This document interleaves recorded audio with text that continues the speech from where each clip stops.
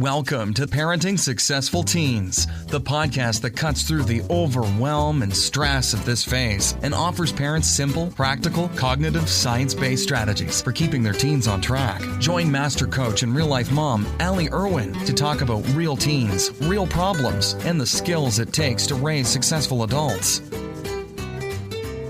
So we got a Wall Street Journal delivered to our house yesterday instead of our regular newspaper. And there was a really great article in there about how the different generations are responding to the coronavirus. And it made me think of you all because I did a podcast a while ago called The Three Conversations. If you haven't listened to that, you should absolutely go back and listen to it because this podcast is kind of building on that one. This article described how when people in our generation, that middle generation, are talking to their parents, very often we're feeling frustrated because we are understanding the restrictions differently than they are.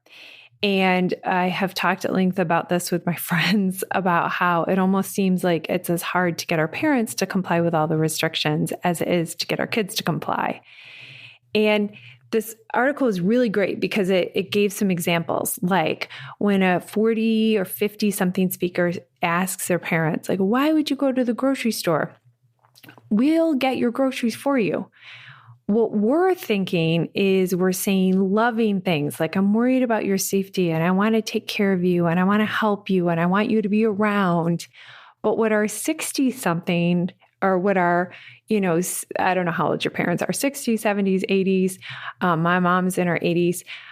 What they hear us saying is you're much older and more vulnerable than you think. So we think we're saying something super loving, like we want to take care of you and we want to help and we want you to be safe. And they're hearing that you're old and stupid and vulnerable for acting the way that you are. And this is so common, right? This doesn't just happen with our parents. It happens with our kids too.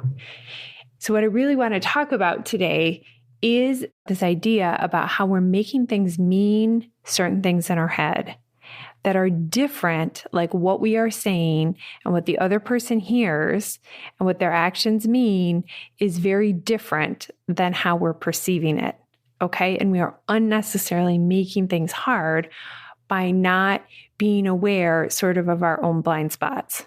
Okay. And I completely understand you cannot be aware of your own blind spots. That's why they're blind spots. But I'm hoping that today's podcast will kind of shine a flashlight on them. One of the things that I'm hearing a lot from clients, from friends, from kind of all over the place as older children that are used to having more responsibility are coming home, and especially college students that are now used to living on their own, that are now back under our house, and like we want things the way we want them to be, and they want things to be the way they were in college when they didn't have all of our rules. That clash, what I'm hearing come up a lot is the issue of respect, of parents feeling disrespected and of teens, frankly, feeling disrespected because they're used to managing things on their own and they feel like they've done a good job and proven that they're responsible. And now they're home and their parents are freaking out about what time they get out of bed in the morning. The kids are focused on getting what they need to get done in order to meet their university requirements or their high school requirements, whatever their school requirements are.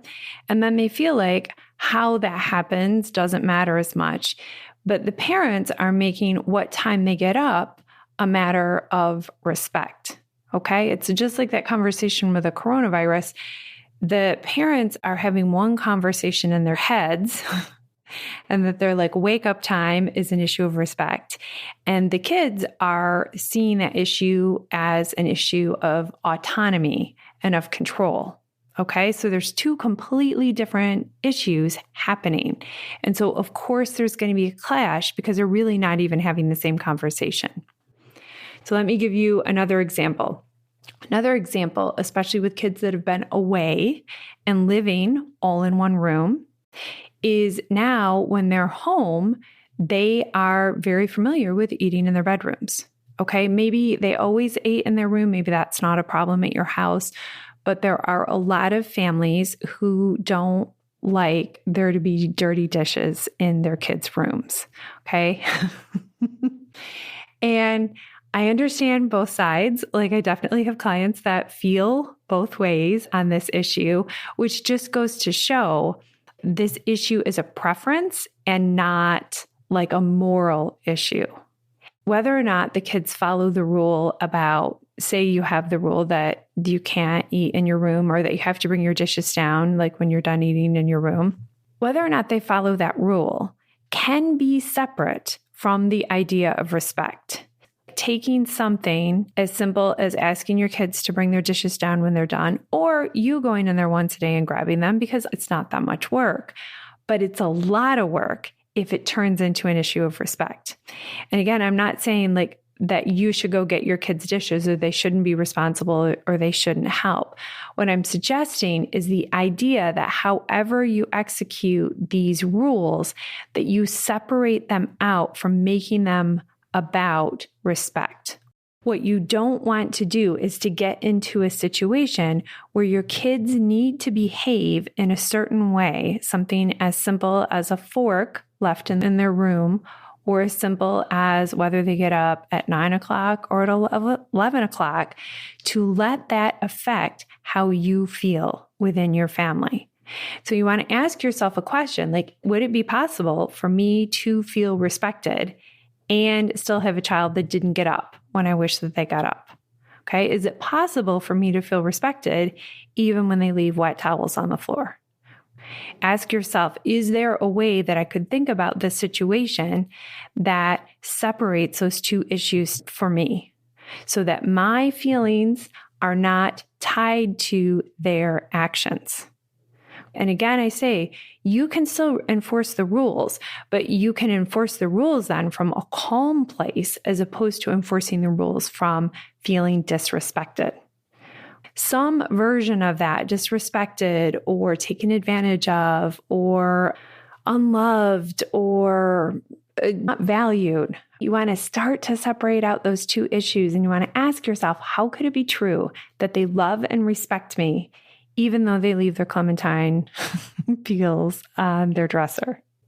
Because I guarantee you, they are not thinking, I don't love my mom, and so I'm not going to take my clementine peel downstairs, their granola wrapper, their cereal bowl, or their pizza plate, or whatever it is. What they are thinking is, I'm hungry and I'm watching a movie in my room and I want to eat. And then they are not thinking about that food trash at all. When they are sleeping in or staying up late texting their friends, what they're thinking is, I'm missing my friends. Okay. They're not thinking, I'm going to piss my mom off by getting up late. Those are totally separate things. And when you're believing that they're tied, when you're believing that the time that they get up is an issue of respect, you will find all kinds of evidence to support your belief, because that's what our brains do, is whatever we think, they scan the environment and for sure they find evidence that that's true. We definitely know this. This is not just true in our families. Like, me and my friends read the same news stories and have completely different views of what's happening. Completely different. They are looking for evidence of their beliefs and they find it in the same story that I read and I find evidence of my beliefs. So if you are believing that your child is disrespecting you or taking advantage of you or doesn't value your time or all of those things, you for sure will find evidence of that. And then you will spend all this time locked together in a house with people that you believe don't respect you. And that feels terrible and it's unnecessary. You can be an effective parent that either enforces the rules or lets the rules go, either way, from a place of calm, if you change your thoughts and look for evidence of it being true that they respect you or love you or value your time or whatever that thought is for you. If you look for evidence of that, I guarantee that you will find it. My daughter, for example, cannot seem to remember to hang up her towel. And it's not a huge deal. Like, I pick up that towel every single day. And she doesn't feel like I'm invading her privacy because I guarantee you she doesn't remember that she dropped her towel somewhere. And it's not that big a deal. I'm in there once a day, like doing something else anyway, and I just grab it off the floor because for me, it's not an issue of respect. I've trained my focus on all the ways that she does help. Like whenever she puts water on, she always puts water on for both of us. Whenever she makes a snack, she asks me if I want a clementine as well. Okay, I look for evidence that she loves me and she's valuing my time, and for sure I find it. And then some of those other things I can just let go. What I'm really doing here is I'm transferring responsibility for how I feel onto myself. Rather than controlling her behavior, which doesn't work, like we're not super successful usually in getting people to change, I'm focusing on the thing that I can change, which is my behavior, my feelings about the situation. And for the 1,000th time, I want to say this is not an excuse. I'm not telling you that your kids don't have to have any responsibilities in the house. What I'm saying is when you are responsible for your own emotions and your own happiness, you can make requests, you can state the rules, you can enforce the consequences, whatever you choose to do from a calm, happy place, either way. They follow the rules, they don't follow the rules. It doesn't dictate your feelings. You can still feel loved and respected either way. And when you are responsible for your own feelings, you are more fun to be around. You're more creative in the way that you think. You'll notice the things that don't bother you to do, rules that maybe would have bothered you if you had made them about respect. It's more easy for you to be flexible on when you are thinking about the conversation they're having in their head about autonomy. Okay, you'll find ways to both give and get respect more easily when you are responsible for your own thinking. So I hope this was helpful. I love this Wall Street Journal article so much. They had a whole list of examples of what we say and what our parents hear.